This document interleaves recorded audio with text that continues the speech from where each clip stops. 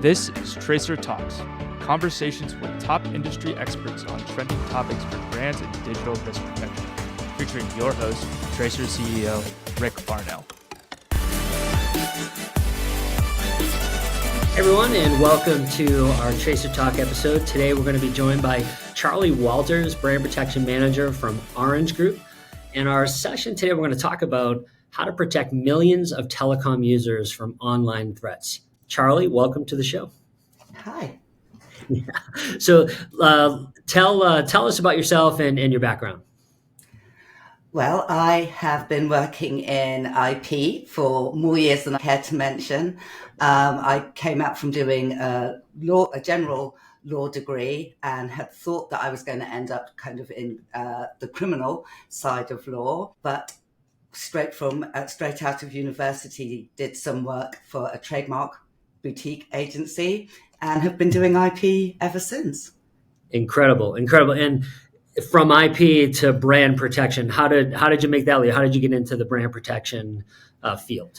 So I originally started doing more kind of on the portfolio management side. So in soft IP, so a lot of trademark filing and protection that way. And it naturally evolved into more litigation side and then looking at how you protect your brand in different spaces. So from the offline environment, it's morphed into more online brand protection. Excellent. Well, let's get into a little bit about Orange Group. Why don't you tell us about Orange Group? You guys are growing quite quickly. You operate, across 26 countries. Yeah, tell us a little bit about Orange Group. Well, I think the first thing that most people associate the Orange Group with is telecommunications, particularly mobile services and networks, but we're actually a lot bigger than that. So you're right, we're in 26 markets for our consumer footprint, but in terms of our B2B activities, we've got teams in 65 countries, but we cover 220 territories. So we are a truly global industry group. We have different divisions ranging from cybersecurity, wholesale, networks, IT integration. So yeah, it's been a great group to grow with because you never quite know where we're going to go next. And really incredible when you kind of hundreds of millions of customers and the different services that you offer and operating in that, you guys have a fairly big picture purpose. And I'd like to dive into that just a little bit. So stated purpose, and I may get a word wrong, but I think we're pretty good. You want to provide everyone with the keys to a responsible digital world. Pretty big purpose there. Tell us, how does that purpose shape what you do at Orange? So particularly from a brand protection perspective, we have a lot of different products that are solely digital. Lots of the markets that we work in, even from a consumer perspective, have almost skipped kind of retail or offline, where we're all integrating through digital products and services. And so we need to keep both our customers safe and protected in that space. We wouldn't want them walking into a retail shop that was unsafe for them, that where the ceiling was going to fall on their head. And equally, we don't want them to be unsafe from where they're interacting with us in the digital environment. And nowadays, let's face it, our phones have become really, they do everything for us, right? Everything from monitoring our health to sleep to ordering lunch to making reservations. Mm-hmm. So we've gone way beyond just a phone call and email. So that's pretty incredible. With that, maybe talk a little bit about the top threats that you see today as you're thinking about protecting those consumers. Well, I think I'm not the only brand protection person who would go straight in and say it's malware and phishing. There are bad actors out there who are really tech savvy, jumping into that space wherever they can. And I think from a brand protection perspective, consumers expect that the brands that they interact with to keep them safe, which is, perfectly understandable. Along with that, there is a lot of dilution and reputational damage that can be done. So people may be using your brand, not necessarily maliciously, but then posting content that you wouldn't want associated with your brand, for example, or sometimes disinformation. So we've had a few cases where members of our C-suite have had fake accounts set up, which is, spreading information that isn't correct or isn't something that the brand would want to be aligned with. I would say the third challenge is just keeping up with the new technology. There are so many different spaces. It's so much more accessible to people around the world. And so we have to keep agile in the same way that our customers and the bad actors do. And it's a pretty wide geography, and including lots of countries. Can you share, maybe not in too much detail, but just share what are some of the dynamics of offering brand protection to consumers across such a vast number of countries? I would say that the first thing is to not assume that, for example, because you're not present as a consumer brand in one space or in relation to particular products and services, that people won't try and associate your brand with them. So we have seen cases where there have been announcements of launches in regions where we don't have a consumer space. We famously had one case where a PA working for our team, mother called us from Greece to say, it's brilliant, Orange is launching in Greece. I'm so happy, thinking her baby would be able to come live at home. And that was our first knowledge that somebody was using our brand there. So it would be, you need to keep your eyes open across a wider space than you would think that you would need to protect in the first instance. Absolutely. And I think what you just explained really highlights how in the brand protection world, there's much today.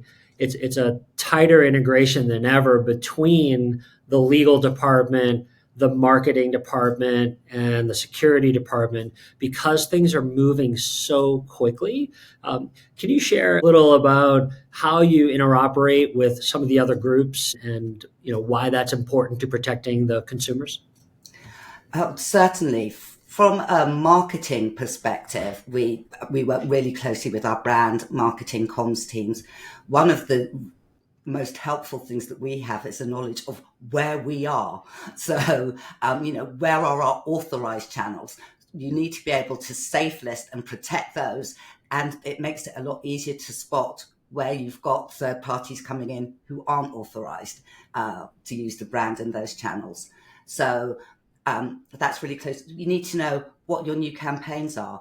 Where are you going to be launching next? What are you going to be doing next? So that is one of our most important and dynamic relations. And within the Orange Group, we are the brand legal team. That's what we're called. There you go. And I think you said it really nicely. The speed at which the Orange team is putting programs with purpose and intention to go and put goods and services out to your own consumers, the bad guys are equally at that pace. They are creating these programs and these scams, these phishing opportunities, these others at really at an unprecedented level. So I can't say enough how proud we are to work with you and your vision and leadership, Charlie. It is an absolute pleasure. So in our talk, we talked a little bit about Fast Flux and how that is a new dynamic that's starting to happen. Can you share with us what is Fast Flux? How can we think about that? Okay, so I am not a techie person. So the way I understand it is that rather than when you look at a particular domain name, for example, or URL to take you to a website, you have the bad actors have multiple IP addresses associated with that one domain name. So to take it back to the level that I think most of us would understand it is, if you look at that domain name once, you might see one set of content to it, or you might be directed to one URL. You look at it again from the same IP address, you could see something completely different. So, and what they're doing is cycling through hundreds of different IP addresses, sometimes thousands, really, really quickly. And it makes it a lot harder to track them, to trace where they are, who they are. One of the things that's been really great with the Tracer team is once or twice we have said to them, right, we've detected something like this. We think it's coming out of a particular territory. We can't even see it on our VPNs where we are, but our guys in that territory can see it, and have just provided them with, spreadsheets of hundreds of IP addresses. And rather than running away scared, they've been right by our side in taking them all down, which has been fantastic. Yeah, it's with the, I'll call it the threat innovation and creativity by the bad guys out there. It's really forced us, both you as brands, us as one of your partners, to really up our game and to utilize modern techniques and capabilities to stay ahead. So again, really appreciate your vision and leadership, Charlie. Let's go into social media. Social media is talked about quite a bit. TikTok as a phenomenon, Facebook, of course, with its ability to shape and influence and providers to utilize those platforms to get in front of consumers. Can you share some of the things at a high level of what you're seeing on some of those newer platforms that we're now it has our attention, let's say? I always say that we move through different stages in terms of IP protection. So it can go from when I first started, it being very much about being in the domain name space and URLs. With social media, what we're really seeing is that it's easy. You can set up different accounts across multiple different platforms like that. It's fast. You can build a really large audience in next to no time. And it's cheap. It can be free, or there's no cost in maintaining or renewing or keeping those together. So especially in lots of the markets that we're present in, for example, the Middle East and Africa, we are now seeing more and more problem accounts where they may not have a website associated with them at all. They've gone straight to social media, and they can be across 4 or 5 different platforms at the same time. Sometimes there are clear links between them, sometimes there aren't. So in terms of what we're seeing is that social media is more and more of an issue for us. I would always say to people in the brand protection space, if you think you don't have a problem in social media, you do, you're just not aware of it. Yeah. That is fantastic advice, really Charlie. Yeah, that is fantastic advice, because again, as Tracer providing service to you and a bunch of other global brands, we certainly see that same phenomenon, that social media use as a weapon by the bad guys to further entrench themselves and get in front of impressionable consumers to do bad things. So next topic I'd like to bring up: artificial intelligence. You can't open up a piece of media or watch or read a paper, hear the talking heads on TV, and artificial intelligence is moving at the speed of light. So as a broad category, how does AI cause you to think about the brand protection strategy for Orange into the future? I think there are 2 sides of that question. One is, what are the bad guys going to do with AI? And 2 is, how can we utilize AI to keep up and to track down the bad guys? So in terms of the bad actors, we've already seen a few cases of phishing websites, for example, that have been generated by AI. In the past, with kind of phishing, emails and things like that, quite often you'd be able to tell that it was a phishing email because it was bad grammar, bad spelling, things like that. With AI, it's going to be a lot harder to detect from the human level. However, I think that there are ways that AI can and will be developed, which is going to help us spot those phishing or malware websites. I think lots of the things that we see as red flags at the moment from an individual basis, how has this Facebook page been up for 3.5 hours and got 50,000 followers? There's something fishy there. And if we've got AI helping us see those red flags and take them down and automating the takedown process more, then hopefully we stay ahead of them. Yeah, at Tracer, one of our purpose statements is to utilize AI for good, and kind of sharing that vision with you guys to really create an authentic digital universe. So we share that same exact purpose statement with you guys. So Charlie, if you don't mind, you've given some pretty fantastic advice to some of the brand protection managers that are just getting going. And I'll set this up. At Tracer, we see a really large uptick in first-time brands that didn't have a program before, and they're getting going.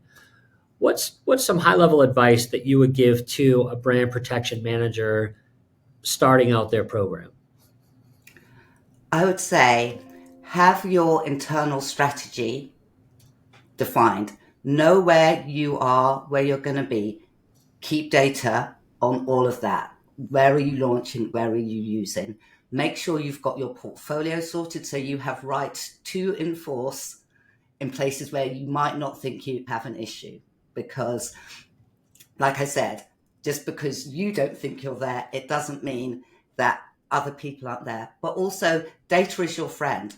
Look at it. If your customers are communicating on a platform and you're not there, then maybe you need to be there. So it's being flexible in terms of not thinking, well, I'm not on this platform or I'm not using in this territory. Just because you're not there, it doesn't mean that other people aren't. It's a pretty sage advice, Charlie. Really appreciate that. Let's move into a fun section. I'm going to ask you a few questions. Have some fun with it. Okay. All right. So what would you choose to eat for your last meal? Oh, okay. No, I've got a good one for this.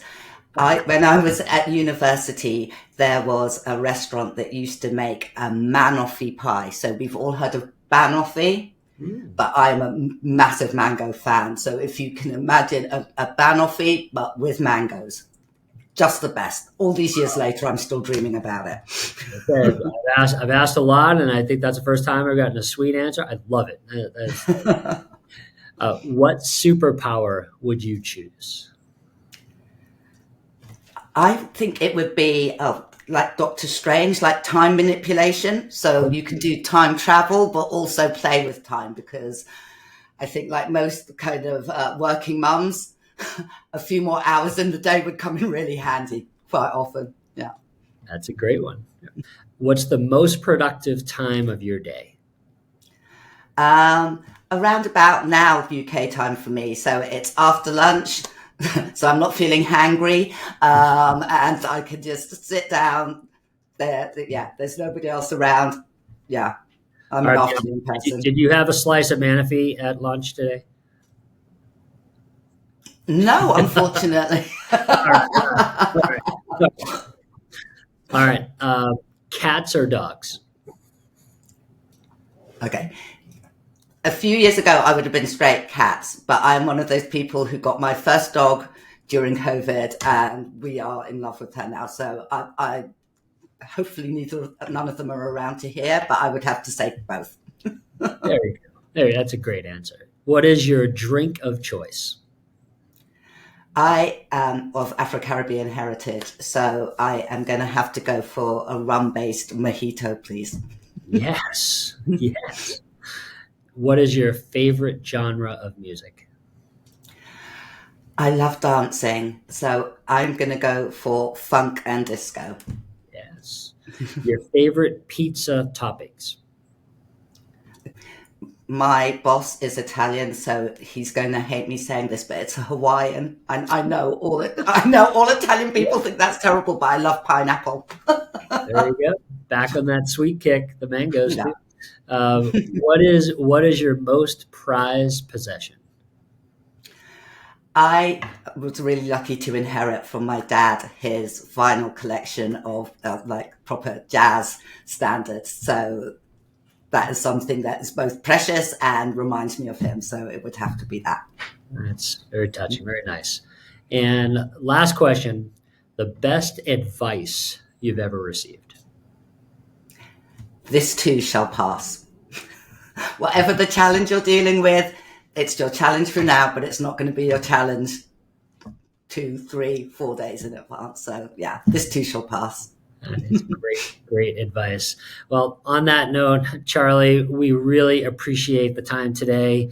Everyone that was protecting millions of telecom users from online threats, Charlie Walters from Orange, we really thank you so much. Thank you. We hope you enjoyed this episode of Tracer Talks. To see more content on brands and digital risk protection, visit our website, tracer.ai.